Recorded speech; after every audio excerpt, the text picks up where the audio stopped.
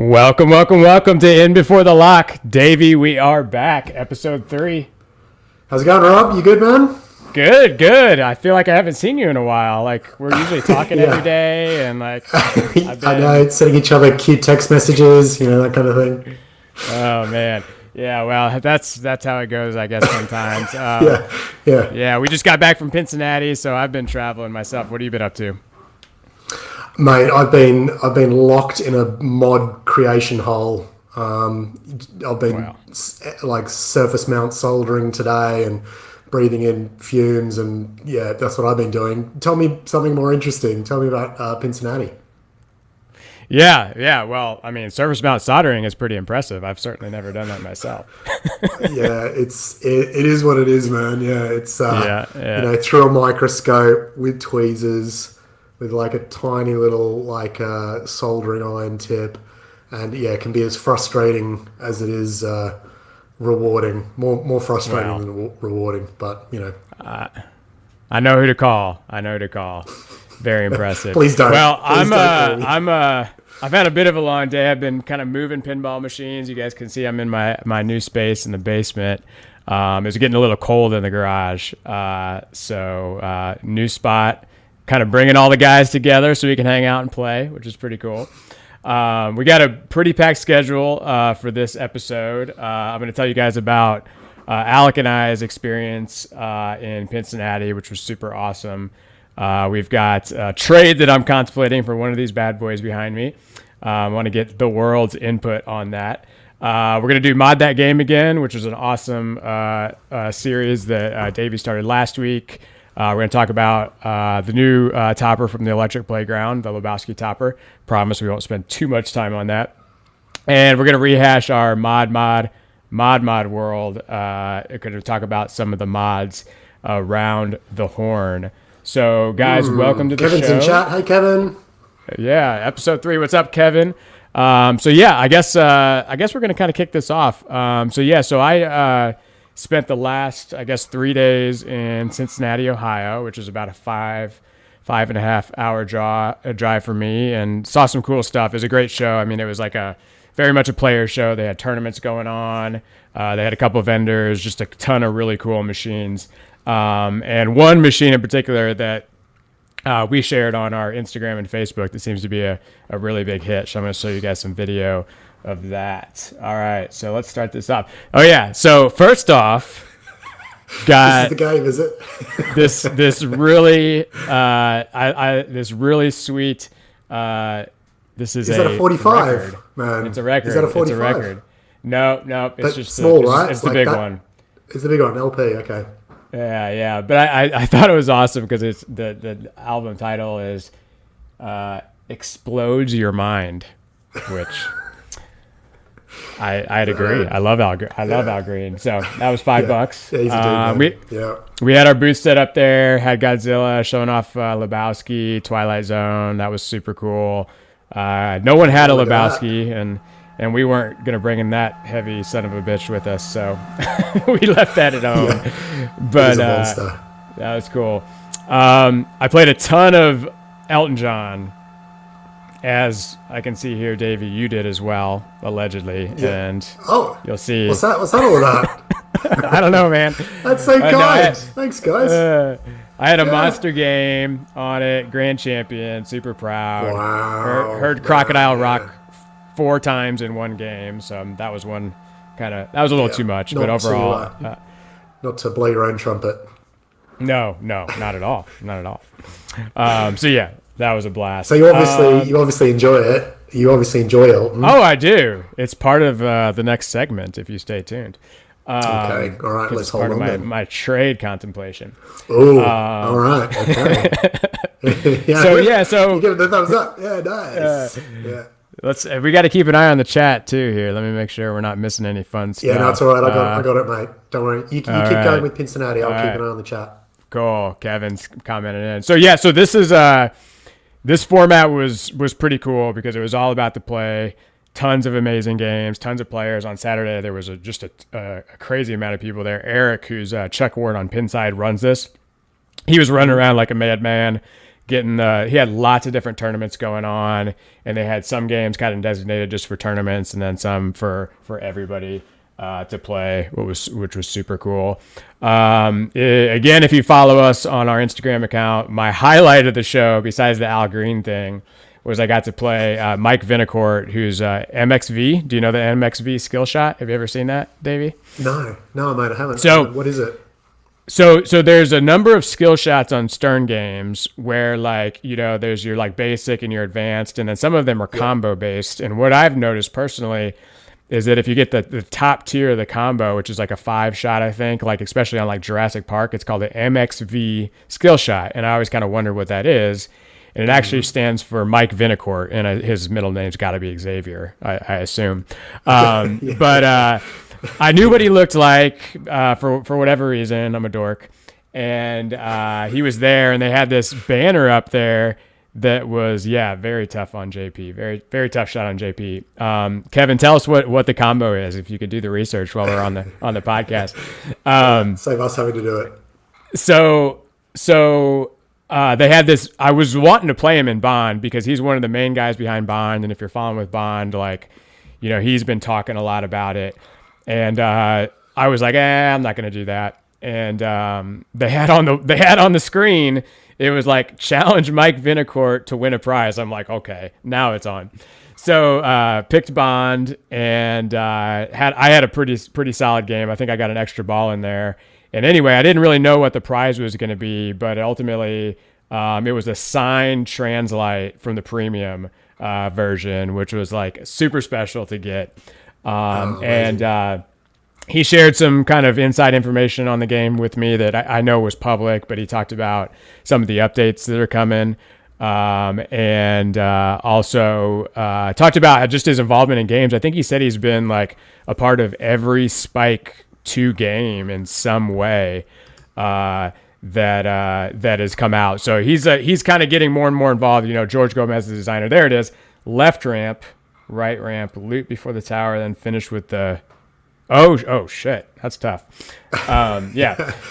So it'll say MXV skill shot if you knock that out. So big thanks to Mike and to Stern for making that happen. That was a ton of fun. This was awesome. Ted Nugent, as you might know, is like big into guns, which, you know, if you're neither here nor there, I just thought it was awesome that his guitar was a gun. Very fitting. Fair bit of crazy on that backlight there, backlash there. But I've never actually played it, never actually seen it. So that's, you know, it's a pretty rare game. Yeah, there was definitely some rare ones. I didn't get a photo of Big Guns, but they had this immaculate Big Guns, which the back box on that thing is like crazy tall, and it's got this little pachinko thing in there. This is the... Mate, I saw this on Insta just before we went live. This thing's called Rotation 8, and it's 4-player. You got north, south, east, and west, and the scores are there on the right-hand side, but it actually like turns to you when you're up, which is really cool. These are the guys from Mad Pinball. You can see I got my Let's Smash shirt on. But this was a blast, and hopefully I don't say anything stupid here. You gonna play the video? Is the video playing? No, man. No, I think you've just got it on the image. All right. Well, no, there you go. Yeah. Give me a second, because everybody's got to see this thing in action. Let me pull it up. Yeah, because it spins, doesn't it? And then it does. It does. Yeah. And lands. It looked like it was landing on a random player. Was it when it was spinning? No, it actually moves. It kind of moves in like a cross pattern. Here we go. And so I guess the play field has to be curved. I guess, does it? Or is it? Yeah. Is the video working? No, not yet, man.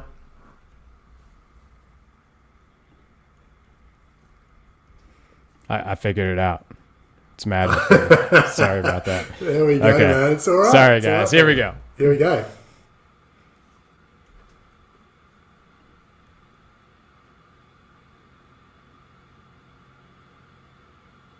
Okay, when are we going to see? Oh, here we go. Spinning. All right, moves to the next player. Yeah, so basically cool, it turns towards that player. There's 3 ball, or you get 3 balls just like normal. There's a couple like special shots that none of us actually got.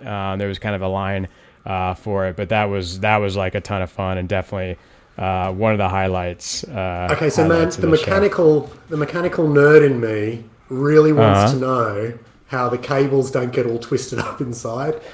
Like, did you work this out? Did you open it up? So it basically, you know what? Like, we actually kind of were looking into that ourselves recently, and what it does is it turns fully one direction, but then back the other direction. That's easily the best solution for it, isn't it? But it's kind of the same. Because have you ever seen those stage rigs that musicians have sometimes that are spinning?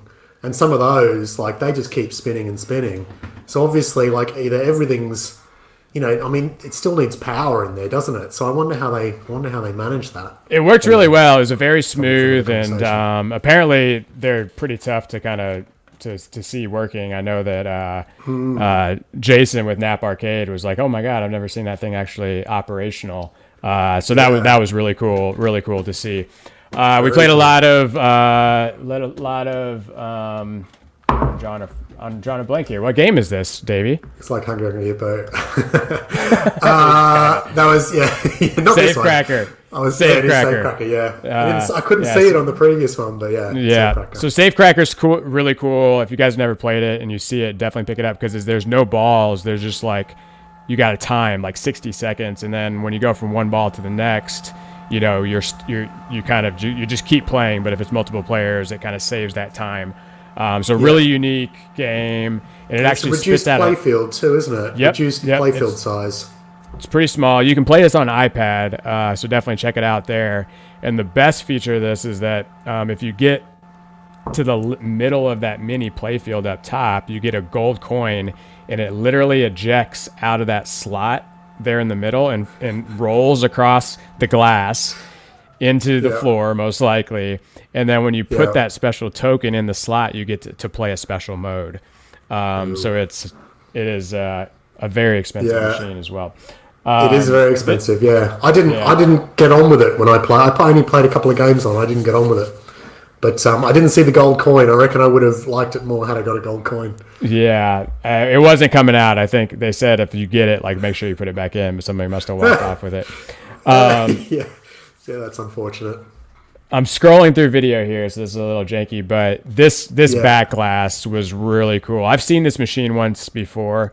I think it was only like $2,300, but it's a wide body. It's got a lot going on. It's got that interactive back glass, like really, really cool. Is that like a holographic back glass there? It kind of looks it from the image. I've never seen that sort of video of it before. Yeah, let's see if I can get it to play in this space. Oh, I think I figured out what I was doing wrong before. Because it kind of looks 3D when you're moving around it. Oh, I see, it's just the background moving. That's what gives that effect. Man, they did back glasses proper back in the 80s and late 70s, didn't they? Yeah. I mean, all of those infinity glasses and stuff. I wish they did more of it these days, to be honest. Yeah, they had Black Hole there too, which I don't know if you've ever seen that one, but it's got some like multi-layer effects, and I think that was kind of the same era. We took a look at all the toppers of the show, took some photos of that. This was definitely my favorite just because this game was a crack up, and I loved kind of how these cards, super simple topper, they threw this together. That was a lot of fun. This is a little kind of preview of everything that was out there, some homemade stuff, got a kind of fun Medieval Madness one.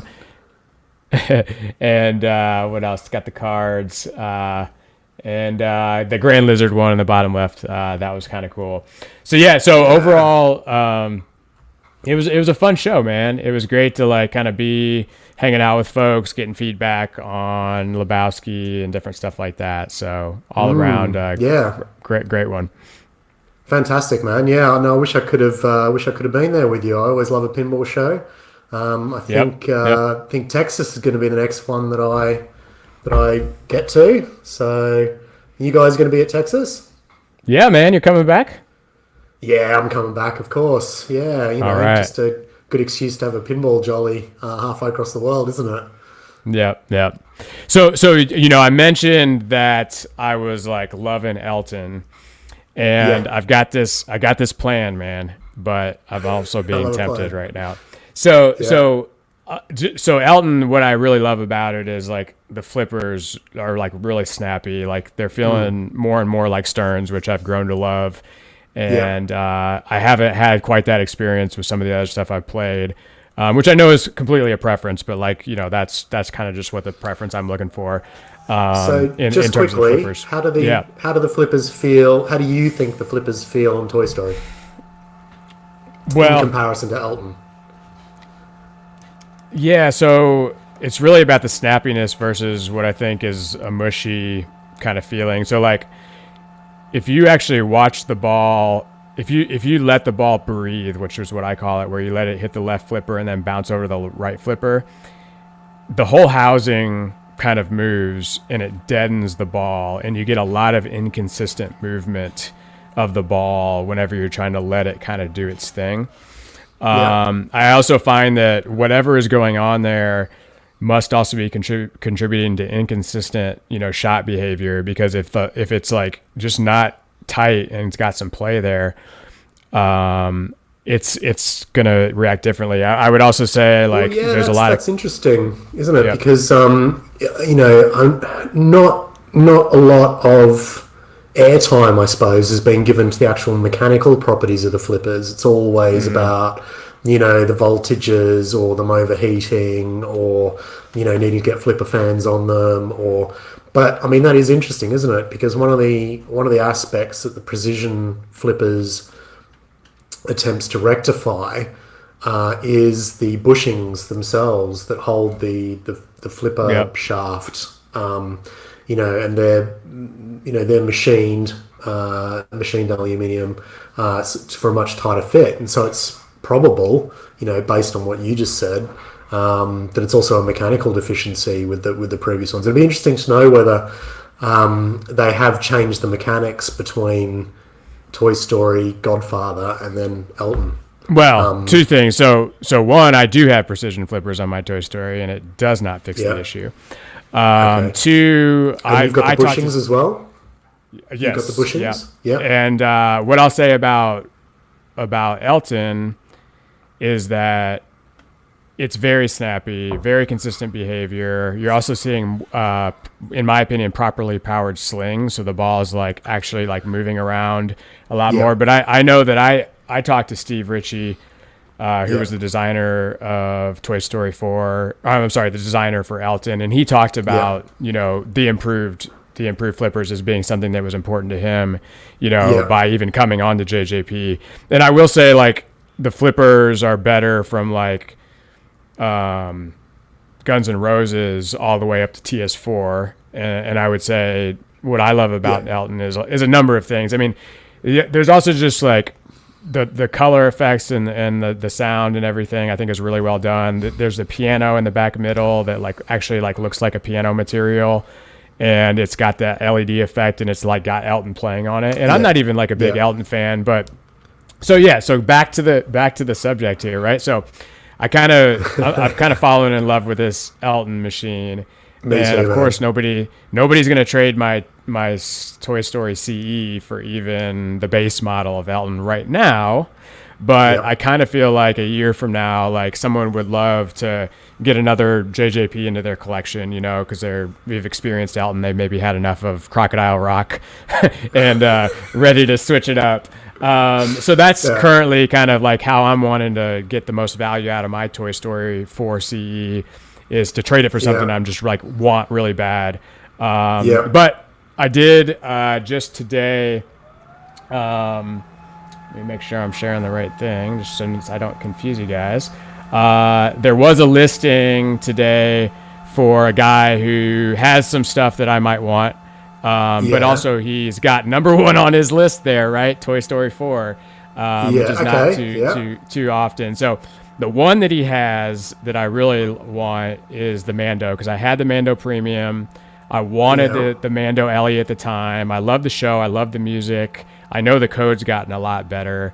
The topper he's got on there is, I mean, I wouldn't mind having it, but so just if you guys haven't really like spent much time like contemplating trades, I think something that I typically do is I'll go out just to Pinside and look at like what the average price of like my machine is, which with this one's 11.5 to 13.5, and then the Mando's 10 to 11.8. So based on that alone, which is obviously not the be all end all, we're looking at right now, I'm up maybe $1,000 or 1,500 in terms of value.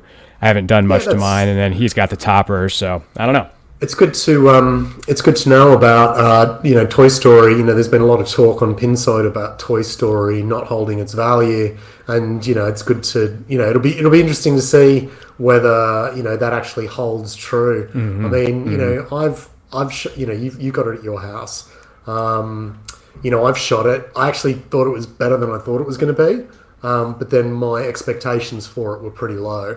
Obviously it's a game that's received a heap of bad Pinside, at least, publicity.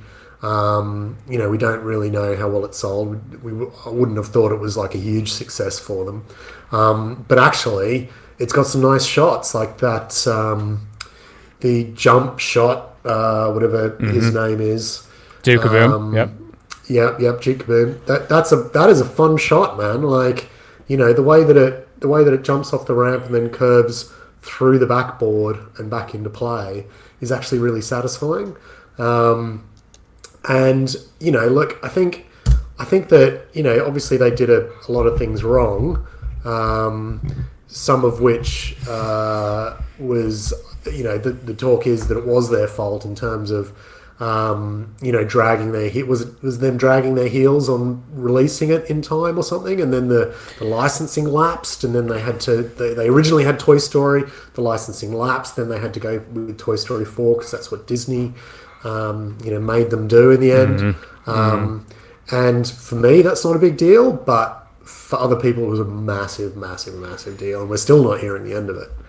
There's been a lot of speculation in terms of the timing, and of course when it first came out, the focus on Toy Story 4 was disappointing. But what's interesting about that is if you actually watch Toy Story 1, the video looks so bad. Like it does. It's like the quality of that stuff is like surprisingly, it's just like. But do you remember watching it? Do you remember watching it for the first time? Oh yeah, it's amazing. And being completely blown away by how good it looked. But you're right. Like I've seen it recently too, and it looks, it looks like the worst of, 3D modeling does now. It's crazy that things change so quickly. And as you were watching the Toy Story movies, you didn't notice a massive jump between one and the next, did you? Go, it's the same universe, it's the same characters. It didn't look drastically different than the last one. But it obviously was improving each time because, when you do go back from 4 to 1, you do notice a massive, massive difference in quality. Yeah. We've got somebody who says, love my Toy Story C not trading, especially for Mando. Well, I don't agree, but I definitely appreciate that feedback. I mean, my biggest issue with Toy Story, flippers aside, I love the Duke-a-boom shot. I love a lot of the modes, but I got to the iPad just like needs to go. Well, honestly, that doesn't bother me anymore. The design doesn't bother me. It's beautiful. It's gorgeous. I mean, of course, the $15,000 price point bothers me whenever it's not held up, and it's all about, to me, the code. I mean, I got to the final wizard mode, not the second final wizard mode, but the first, which the second is just a rehash of the first. Right. I got to it a couple times in my first 50 plays, which is not good. The music in those modes is extremely repetitive. Like, don't quote me on this, but I swear to God, it's on a 15-second loop, and it's like maddening. Yeah. And then you've got the wheel, which is really cool, but to create any strategy leveraging the wheel, it needs to not change so often. And the problem is like it changes based on 2 shots, so it's constantly moving around. And the absolute best mode in the game is by completing all of the wheel shots, and I've only got there once in like 500 plays. So it's a frustrating game for me because I feel like the code's not there yet, and unless they pull a Wonka, it probably won't be though, is it? Like, I mean, one of the biggest complaints about JJP is that they don't revisit code. Yeah, well, you know what they did on Mando, and like that's a big deal for me is because I'm sorry, not on Mando, on Wonka. Like 2 or 3 years later, they rehashed it. In that case, they actually made it easier. It was too hard. In this case, I think they need to make it harder, which is an interesting situation. But so Mando, Elton John, or wait on New Code. I guess we'll see what happens. Cool, man. Well, I'm going to be very jealous if you manage to like do a couple of trades and end up with an Elton. Because for me, that was the biggest surprise that came out of Expo for me. You know, I know we've talked about this on other shows and stuff, but I was just completely willing to write that game off, which sometimes, you know, as an avid pinball fan, sometimes like you want to write games off because like you can't like everything, you can't buy everything, you're running out of space, you don't want to like stuff because there's no money in the coffers and there's no space in the garage for it, right? So you're like, it's going to be crap, I'm not going to like it, I hate Elton, don't like his music. And then it comes out and you're like, it's like really good. And I really enjoy shooting it. You know? Like, it's a fun game. It's a fun game. Fun game. Yeah, it really, really is. You know? I think like I get the similarities but you know, with that and Star Trek, like essentially the layout is, you know, almost identical. But for me, they feel like completely different games. I don't know why, but I don't know whether it's just the atmosphere of them or whatever. But they seem to shoot a lot differently to me, which is the weirdest thing. I get that on paper they look like they're the same game, but I think when you actually play them, they feel completely different. I don't really get that shot of adrenaline when I play Star Trek, but I certainly got it when I played Elton. Like, you know, and I know, you know, honeymoon period, you're at a show, you're in a line, you know, you've been waiting 20 minutes or whatever to play something. It's going to be more adrenaline packed to you know, it's like when you're playing in a comp. You know, you sort of, every ball feels like, you know, like there's a lot more riding on it. And it's the same when you've been waiting in line at a show for 20 minutes. I waited in line to play Godfather, and I certainly didn't have the same experience. So, I mean, it's not just about that, like you said. So anyway, I'll keep you guys posted on that, and looking forward to, you know, finding more love in Toy Story in the meantime. Give it a shot.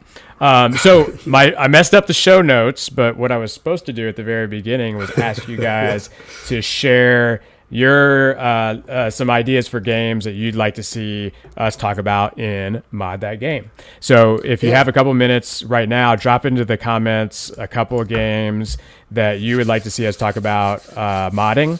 And what we're going to do is we're going to drop those on a wheel, and we're going to talk about a game to mod. We did this last week, and what did we end up doing? I can't remember. We did Fishtails. Fishtails, which you weren't that familiar with. Was that correct? You haven't had that much experience with Fishtails? Very brutal game. I talked a little bit about how I refurbed one during the process of that refurb. So in the chat. So get in the chat, guys, and like just post games. You know, even anybody who's there at the moment, just stick a couple of games down. Preferably ones that we haven't done before. Don't stick Godzilla down there. Yes.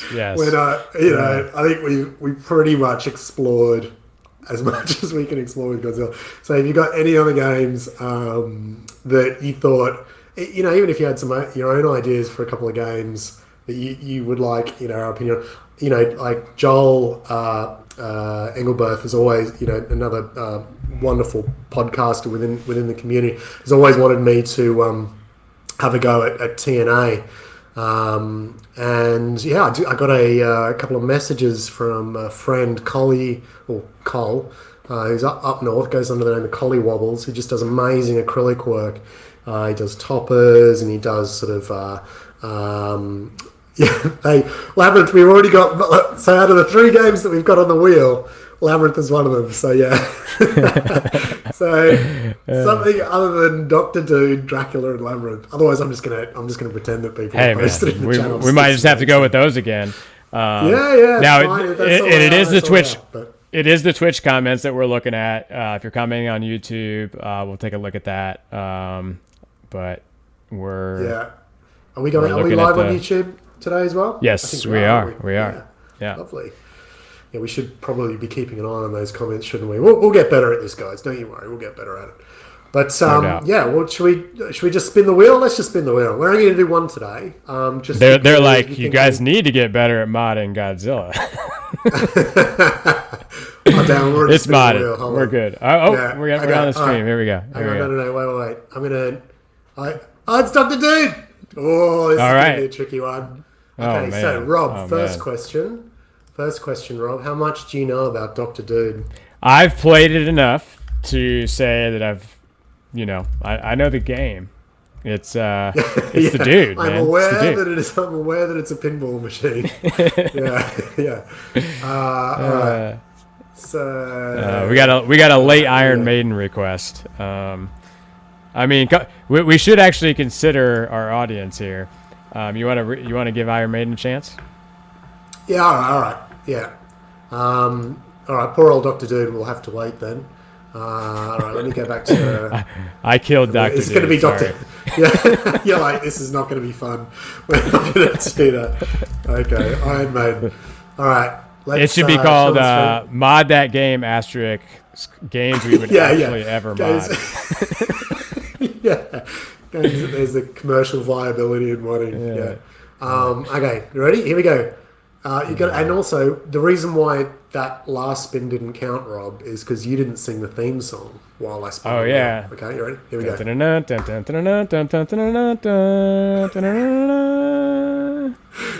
My timing's off. Labyrinth.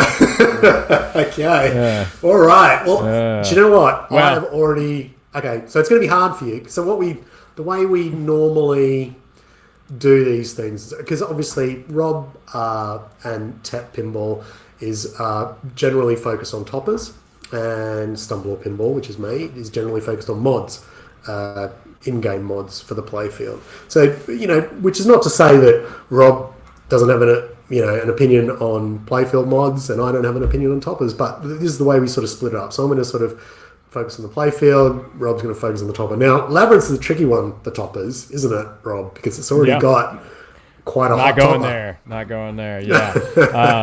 But we can talk about it, because there's probably something I would like to change on that topper. Do you know what it is? And I'm gonna get the image up for us. So why don't you kind of kick us off, and I'll get our image shared, unless you're already underway. Right, yeah. No, you do it if you've got it handy. Okay. Otherwise, I can bring it up. We're gonna do the topper first.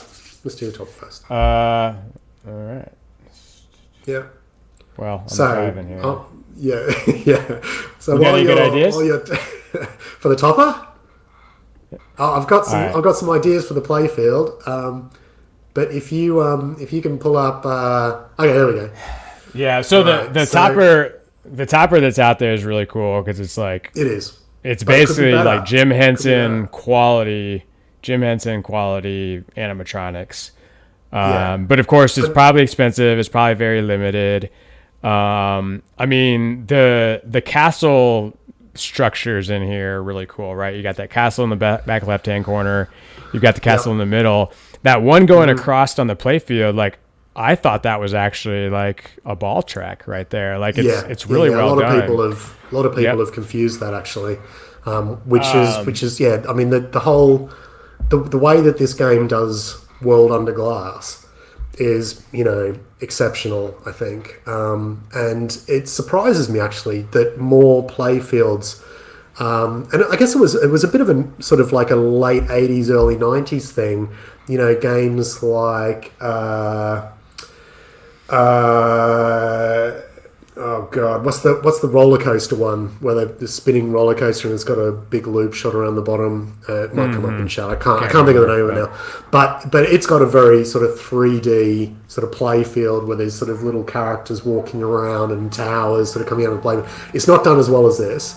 But I'm surprised that more games don't actually do sort of this kind of effect to create more of a world under glass. I really love it. It's one of the reasons I love pinball is, it's almost like a, little sort of, a little world that you can sort of dive into.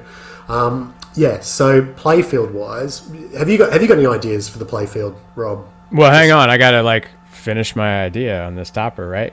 So, All right. It's got the castles, and I think like there's some stained glass kind of vibe going on throughout here. So I think like really like doing some cool stained glass stuff with lighting effects could be really sweet. So yeah, so some kind of castle thing I think would be, really, really excellent on this one. Yeah, yeah. So I like mods, it. right? Yeah, All right. yeah. I like it. But when it comes to the topper, I think, Davey, would Labyrinth be tougher than most pins to mod, keeping with this? Look, absolutely, Kev. I think that is, when I was originally sort of looking at Labyrinth, and of course, I think, and it's one of the awful things now that because we're, I guess within the industry, you look at every game in terms of its potential to mod or to do a topper with, right, Rob? It's, of course, you get involved in the game and, you play it and you love it and the history and who's behind it and, all of that. But you do look at it with a critical eye to work out, if I was to pull this game in, would there be some modding potential to it? And look, I don't buy all my games on that basis, but I certainly think about it when I'm buying games. And Labyrinth, I was going to get it anyway. There was a bit of a kerfuffle with who the distro was in the UK, so I'm not actually on the list for it at the moment. But originally, when I was on the list and I was thinking about modding it, I thought that was going to be one of the trickiest things, was to keep everything in theme. Okay, so the fireys, right? The fireys that pop up out of the playfield, one at the back right. You can probably see his head little pop. Yeah, there's one down here, in the apron, and there's one on the top right just there. Now the fireys there's a section in Labyrinth where the fireys are kind of like, I think they use green screens and two puppeteers to create each fiery, and one controls the upper part of the fiery, one controls the legs, one puppeteer. And partway through, their heads come off and get thrown around, and it's all very sort of scary for a kid, but very in theme for Jim Henson. Now the fireys in Labyrinth, I've got to say, could be better. I think that while the effect is really lovely, them popping out of the playfield, and they're kind of on servo motors, I think, so sort of they have a bit of movement, look quite organic and stuff. The actual sculpts, and I need to look at them a bit closer, but just based on the original videos, I thought they were sort of, I think they were like a flat red plastic. They'd sort of had a little bit of a paint job around the eyes and stuff, but I think they could be better. They could be certainly higher specced, by a modder along the way. And if somebody could then work out a way of making their mouths move, in conjunction with them popping out of the playfield, then that would, that would be hot property, I think. So that's one area that I thought could certainly use some mod love. And the other one, Rob, that I had was the doors at the back, right? Like, those doors should open. They should do something, right? They do not do anything. They do not. They don't do anything, right?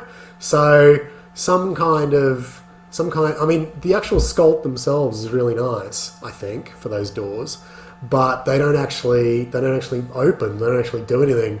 The knockers that are on them, that's a really cool part of Labyrinth. But the knockers don't do anything either. So whether you could sort of, I guess, increase the size of the doors and actually make the knockers more of a feature, you could make the knockers mouths move potentially. Like, you can't even see the knockers, can you? They're so tiny back there.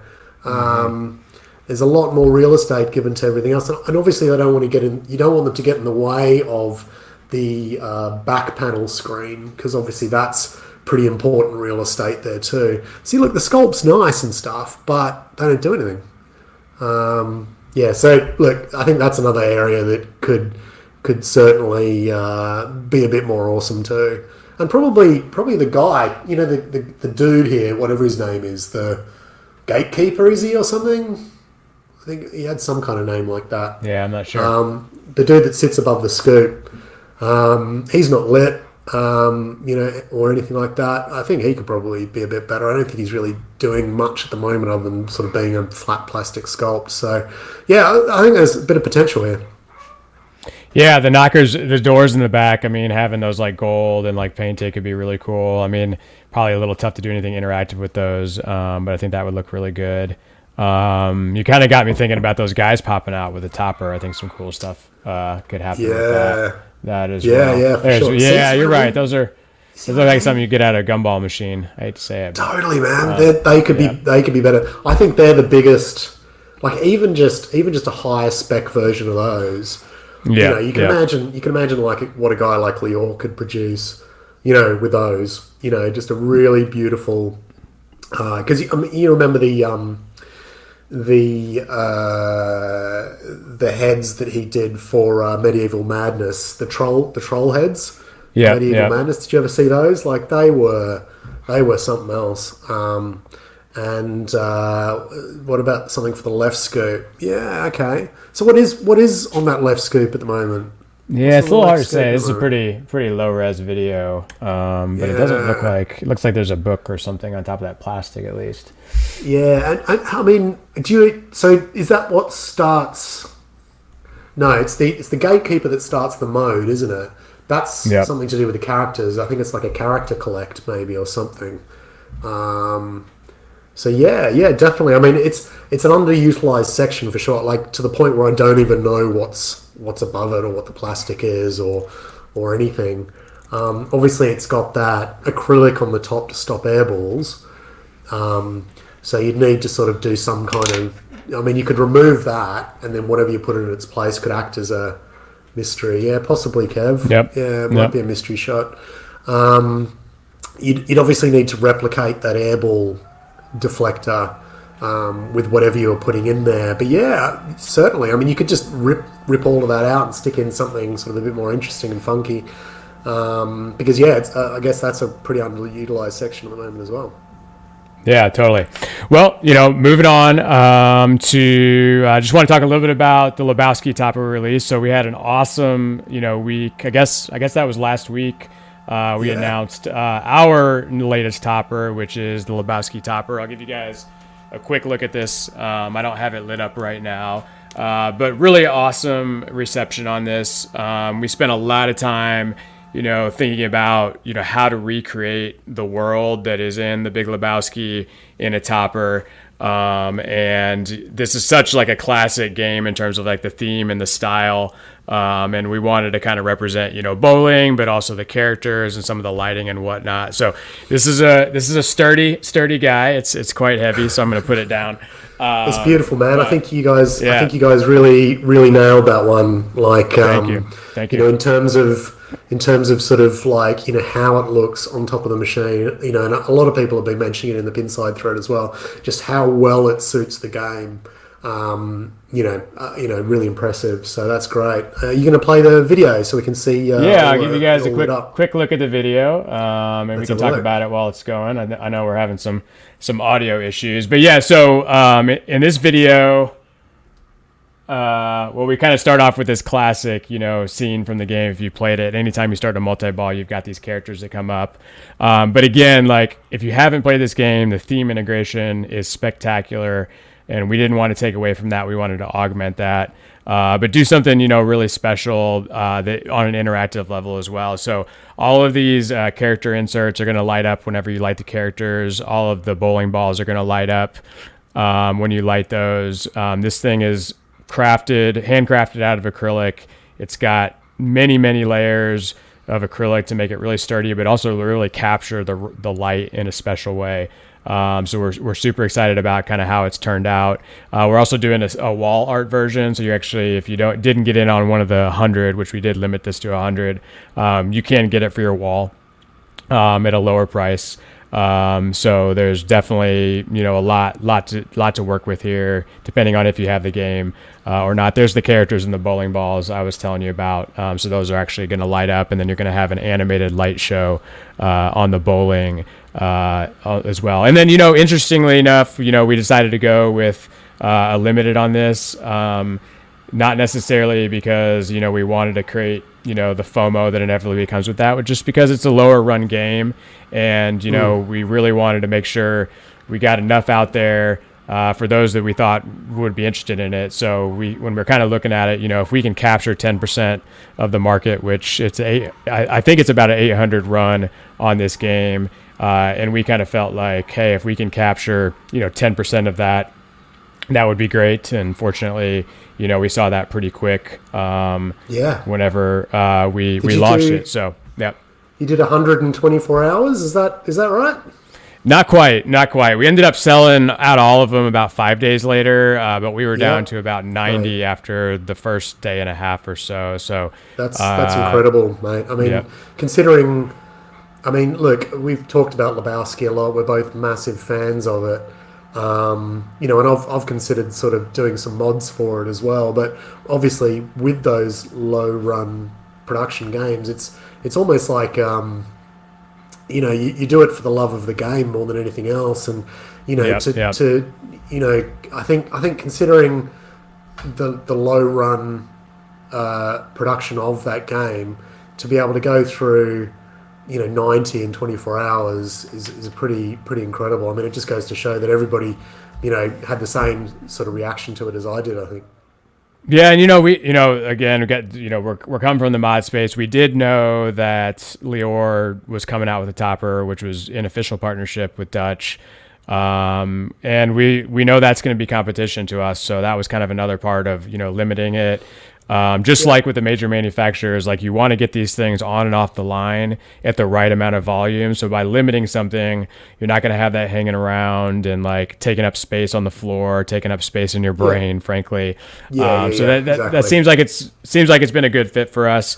And of course we've got the sign version, which is unlimited. So I guess that will be hanging around a little bit for us, but, that also is just part of, trying to figure out how to expand our business into other areas, and it's kind of testing the market. So we'll see what people think. Yeah. Yeah. Awesome. Great, man. Very exciting. Good. Well done. What's next on the agenda? Yeah, so we've just got one more segment, Mod World, where we're talking about mods across the industry, and I think we've got a couple lined up. Did you want to start? Yeah. Let me. Yeah, I got it. Show on stream. There we go. So this is just one that popped up on Facebook. There's a great pinball mods group on Facebook. It's called Pinball Mods, and it's a great space because it has a lot of stuff that doesn't tend to make it onto Pinside. I mean, Pinside's quite US focused, and I think Pinball Mods tends to attract a lot more of the sort of European stuff.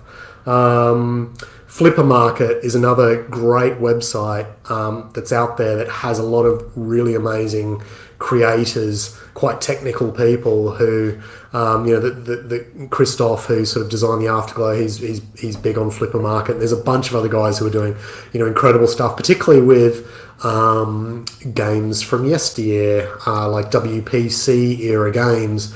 And this sort of falls into that category. So what this guy has done is to create essentially a media server for WPC era games. And the way it works is that he's hooking into the pin to DMD, which is a DMD replacement for lots of different architecture games, but a lot of WPC era games, Stern, Sam, White Star, that kind of stuff. So it replaces the DMD in those games and allows you to color what was typically black and white or an orange, a dot matrix version. I'll see if I can show you. So these are dots. So the screens that display them are called dot matrix, and the pin to DMD is a screen that colors those dots when they weren't originally colored.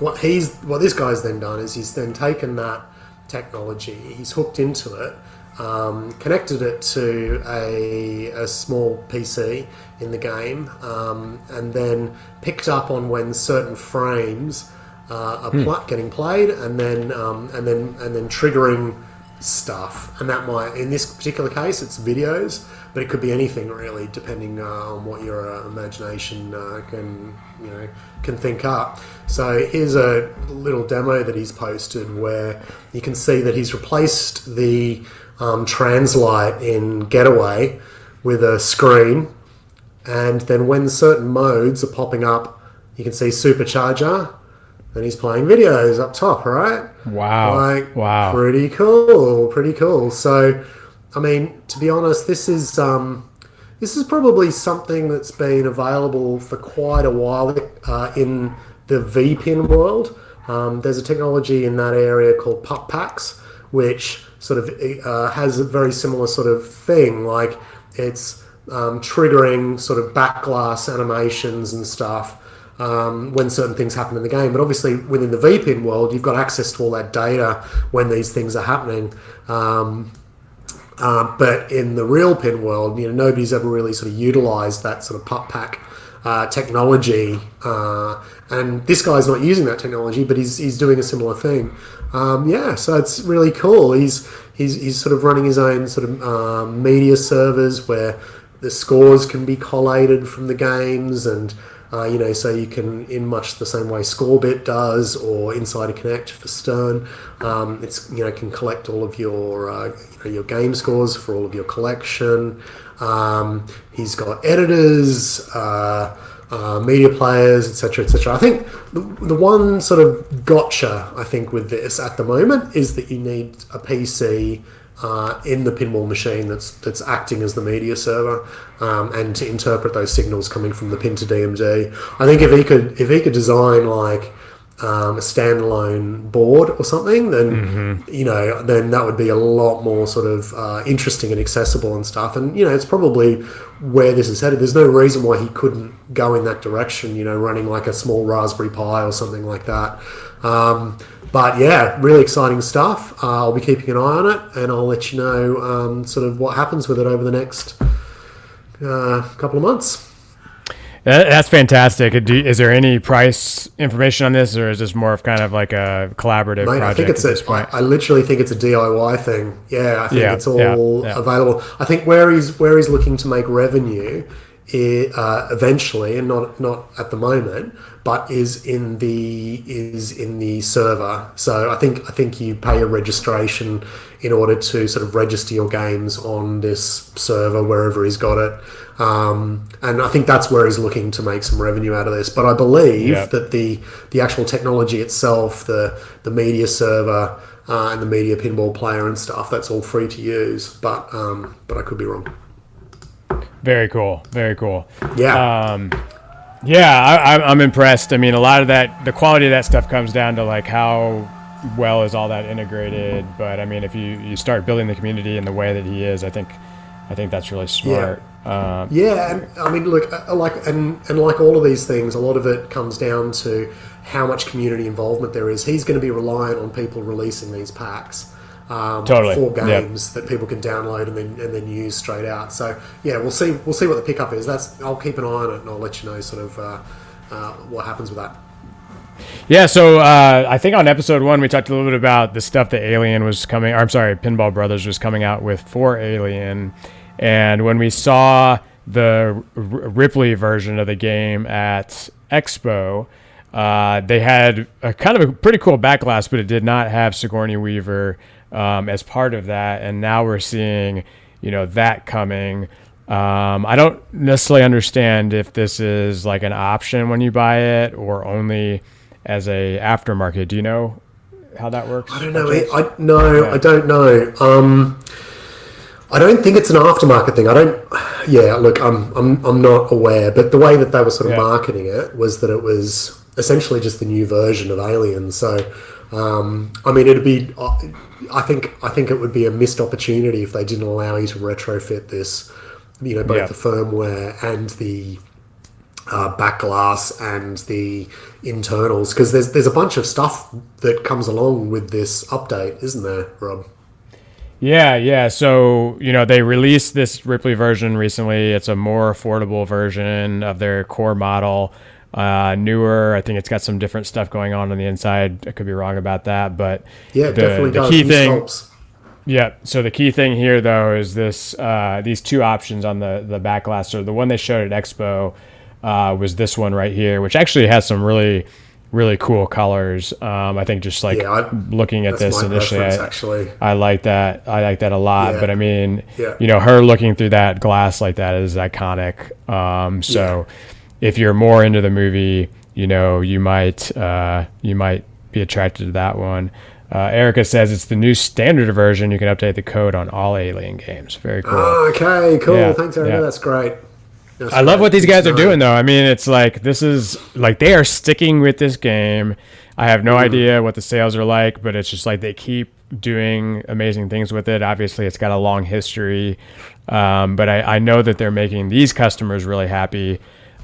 Which isn't always the case with a lot of these games. So that's going to bring a lot of loyalty. So I think that's really smart. Yeah. Yeah, look, I mean, and, Kev just made a good point here. I mean, 8K for Alien is hands down the best deal in pinball right now. And that is absolutely true. And it's an intentional move by them. Like they want to fill a space that is below the Sterns and the JJPs who are just pushing that bracket higher. They're coming in low, and I think they're going to pick up a lot of sales because of that. I know a lot of people, particularly in the UK, who might not have been considering Alien in the past are now certainly considering it because the price is so competitive. Yeah, and it's a good game. It's a good game. Yep. All right, what do you got for us next, Davey? All right, man. So this one. All right. So. Oh yeah. Okay, mate. Okay, so this I think has been around for a little while. I've only just seen it, so I'm very sorry. I know I should be down with all the mods in the mod world, but the instant they're released, and please. Everybody who's creating mods, make me that guy by sending me info so that I can be across more stuff. But anyway, again, on the Facebook Pinball Mods group, this popped up, which is the Twilight Zone piano mod. Now, Twilight Zone has had piano mods in the past. I mean, Twilight Zone is besides Godzilla, is one of the most modded pinball machines of all time. But nothing has really done the piano mod like this, right? Okay, watch this. Okay, right? How many of the keys move? I don't know, but definitely some. Look at that. Maybe all. Cool. Maybe all. Yeah. Maybe all. It's got so all the keys are lit. So they're actually moving. That's not a lighting effect. No, they definitely move. It's got some, like I don't even own a Twilight Zone, and I've asked to get put on the list for this guy because this is a banger, and I want to know how he does it as well. I was about to say you want to reverse engineer it. Yeah, not to rip him off, but I'm just interested. Like, no, I'm intrigued too because. Yeah. Especially for the price point. I mean, I hope he's able to make this work for himself. But there's some micro mechanical engineering going on there. $170 for this mod. That is not expensive. And it's so all the keys are lit. All the keys move. I think all of them move.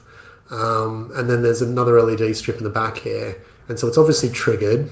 So it's got some smarts in terms of sort of some triggering, and it need to have a controller, and I mean it's some clever piece of work, man. And I'm also really intrigued by this statement. This 3D printed mod is also made with 20% wood, giving the piano a more authentic look and feel. That's impressive. He's got wood injected into his 3D print. Yeah. Okay.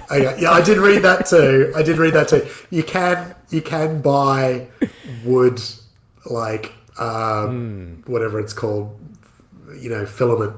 Wood infused filament or whatever. Can you smell the wood whenever you're in? It's mahogany. I love it. Yeah, man. It's a banger. I mean, I'll definitely be keeping an eye on interactive pinball from now on because I think he's knocked it out of the park with this one. And it says sold out here, so I don't know because I actually texted a mate of mine who's a massive Twilight Zone fan, and he's just been refurbing his Twilight Zone. And I was like, "Hey, dude, get on this if you haven't already got on it." And he's like, "Yeah, mine's already coming."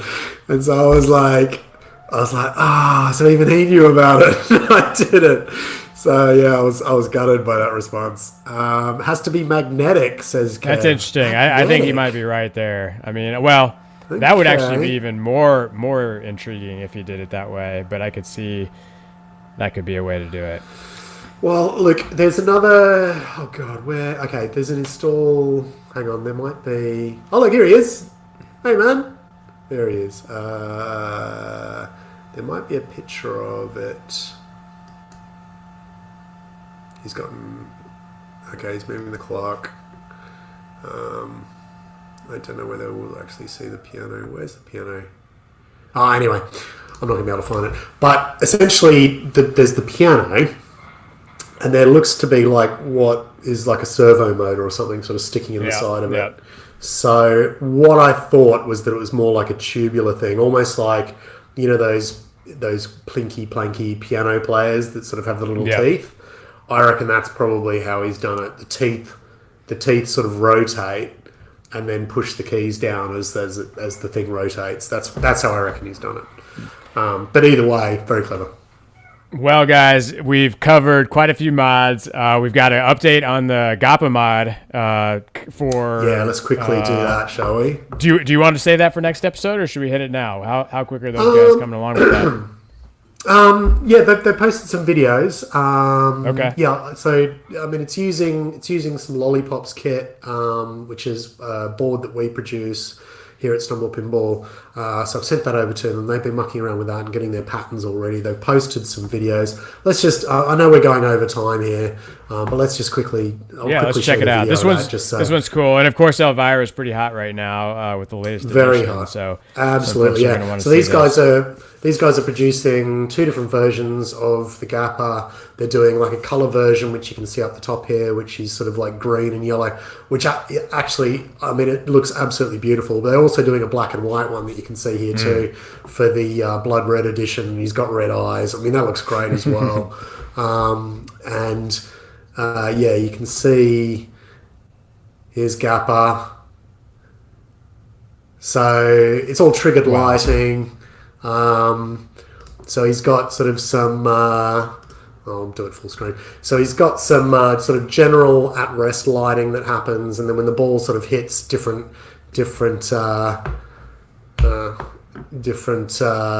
switches in the game or whatever, then it'll trigger sort of some different patterns.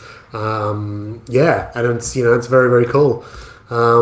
They just sort of, I think the black and white version is going to have some fire effects.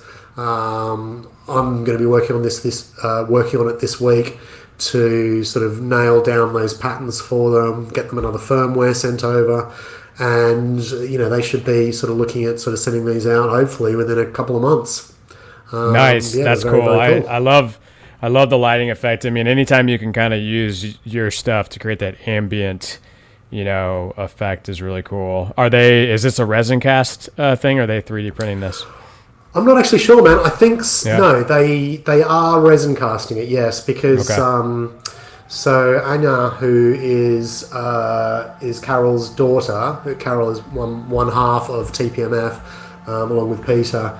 So Anna is the one is Carol's daughter who does the sculpting work, and I think Carol was saying to me that they just sent it off to somebody to then cast it and then to produce these sculpts based on that. So yeah, I think it is all resin cast, hand painted, and then there'll be a lighting strip sort of down here somewhere within sort of like a housing that's going to hold the circuit board potentially and a few other bits and pieces. Cool.